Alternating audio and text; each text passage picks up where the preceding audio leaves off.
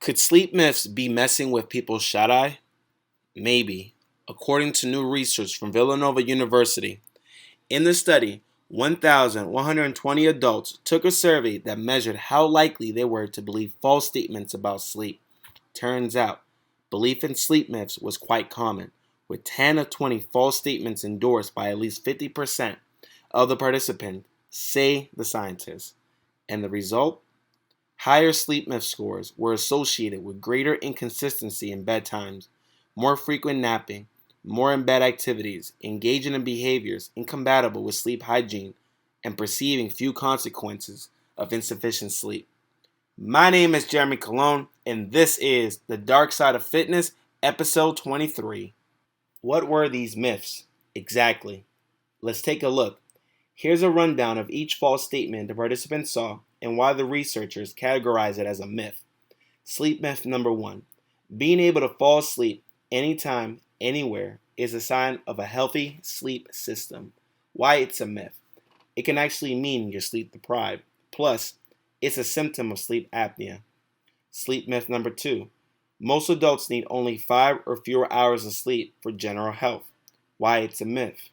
Getting 5 or fewer hours of sleep at night is linked to negative cardiovascular, metabolic, mental, and immunological health effects. The researchers, however, do acknowledge some individuals are outliers who seem to get by fine on fewer hours of shut-eye. Sleep myth number 3. Your brain and body can learn to function just as well with less sleep. Why it's a myth? Even though people can get used to being sleep deprived, so they don't feel as tired, research shows that increased sleep leads to sustained decrements in performance. Sleep myth number 4. Adults sleep more as they get older. Why it's a myth? Studies show that older adults get less sleep than younger folks, though it's not clear why. The scientists say it could be due to medical and disease-related problems, or simply because people need less shut-eye as we age. Sleep myth number 5. If you can get it, more sleep is always better. Why it's a myth? There's actually a higher mortality rate for people who say they regularly sleep more than 8 hours per night compared to those who sleep 7 to 8 hours. This finding is based on observational research, though, and there are a lack of experimental studies to support it. So as the myth goes, this one's not so clear-cut. Sleep myth number 6. 1 night of sleep deprivation will have lasting negative health consequences. Why it's a myth? While there are certainly negative consequences the next day, for instance, decreased cognitive performance, the scientists say these adverse effects likely resolve with recovery and sleep. So lack of shut-eye on a single night, not a big deal in terms of long-term health, especially if you typically get a good night's sleep. Sleep myth number 7. In terms of your health, it doesn't matter what time of day you sleep. Why it's a myth? Sleeping during the day instead of night can mess with your circadian rhythm. According to the researchers, people who work the night shift report less sleep and lower sleep quality than day workers and are also at higher risk for long-term adverse health outcomes, including depression, diabetes, and breast cancer. Note, that doesn't mean you can do shift work and sleep well, but it may require a more concerted effort. Sleep myth number 8. Lying in bed with your eyes shut is almost as good as sleeping. Why it's a myth? Endocrine, cardiovascular, metabolic, and cognitive function are markedly different during wakefulness than during deep sleep, says the researchers. Didn't think this myth was something many people believe, but turns out more than 15% of people seem to think it was true. Sleep myth number 9. If you have difficulties falling asleep, it's best to stay in bed and try to fall back to sleep. Why it's a myth? The researchers cite this is as a myth because of something called stimulus control therapy. This is a treatment for insomnia that's been shown to help some folks fall asleep and improve their overall sleep quality. Essentially, people are instructed to leave their bed, avoid blue light, and return to bed only when they are tired. In other words, you get your mind off trying to fall asleep and are then better able to fall asleep. I will note that the effectiveness of this approach is probably dependent on the individual and that resting in bed may still be helpful. You may even fall asleep for periods of time and not realize it. Sleep myth number 10. Although annoying for bed partners, loud snoring is mostly harmless. Why it's a myth? It's well established that snoring can be a sign of obstructive sleep apnea. Sleep myth number 11. A sound sleeper rarely moves at night. Why it's a myth. Occasional movement has been documented as a normal part of sleep, says the researchers. They do add the caveat that prolonged and chronic movements could be signs of sleep problem. Sleep myth number 12. Hitting snooze when you wake up is better than getting up when the alarm first goes off. Why it's a myth. The scientists say sleep fragmentation, such as those caused by a snooze bar, are associated with adverse outcomes, including decreased mental flexibility and subjective mood. Admittedly, when I read the term snooze bar above, I had to double check when this study was conducted. Sleep myth number 13. If you're having difficulty sleeping at night, taking a nap in the afternoon is a good way to get adequate sleep.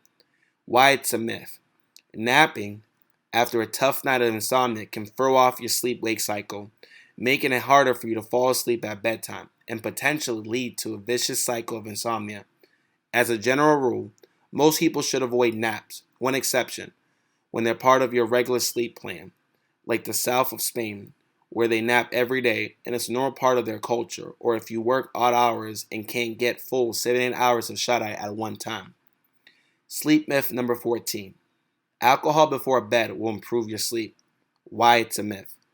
Research shows alcohol can help you fall asleep, but may also disrupt your shut-eye in the second half of the night. About 21% of people think this sleep myth is true. Sleep myth number 15. For sleeping, it's better to have a warmer bedroom than a cooler bedroom. Why it's a myth. Research suggests warm environments are associated with worse sleep. This is a great one to experiment with.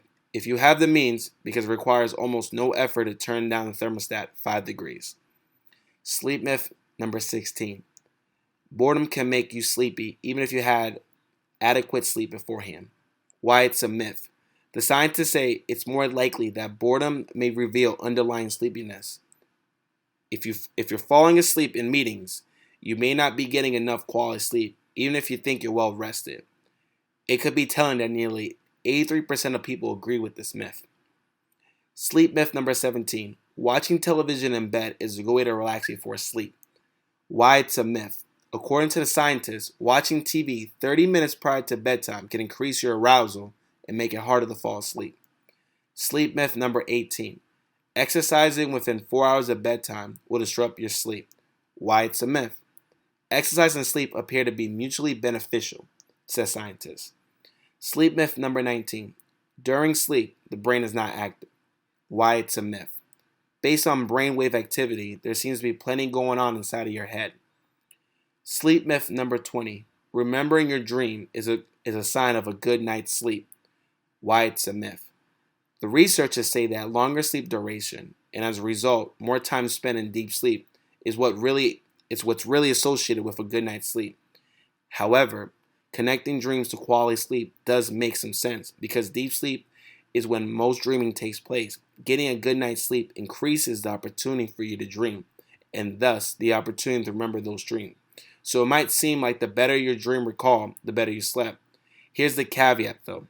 People also tend to remember their dreams when they're awakened from deep sleep, and that type of disruption isn't consistent with getting a good night's sleep.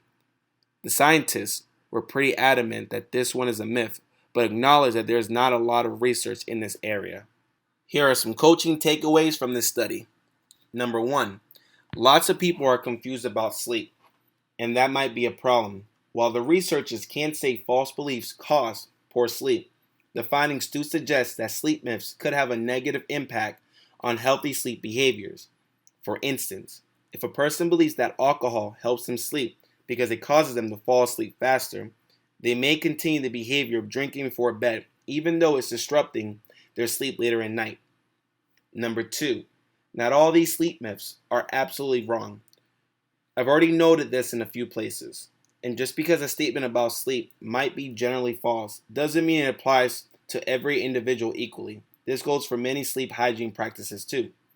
While there may be strong research to support a particular sleep tactic, what each person is actually experiencing matters more. For instance, a quiet and dark bedroom might be great for one person, while another might need light to feel safe or prefer to fall asleep to an audiobook. A cool shower before bed might send one person off to dreamland immediately, while another might find that too much of a wake-up call and prefer a warm bath instead. Even though research suggests exercise and sleep are mutually beneficial, it could be that exercising too close to bedtime negatively affects some people's ability to fall asleep. While watching the news could amp someone up before bed, enjoying a lighthearted sitcom might not be a problem at all.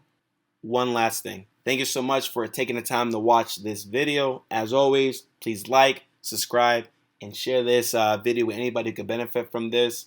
I'm going to make an effort to drop as much interesting content in the health and fitness realm as much as possible.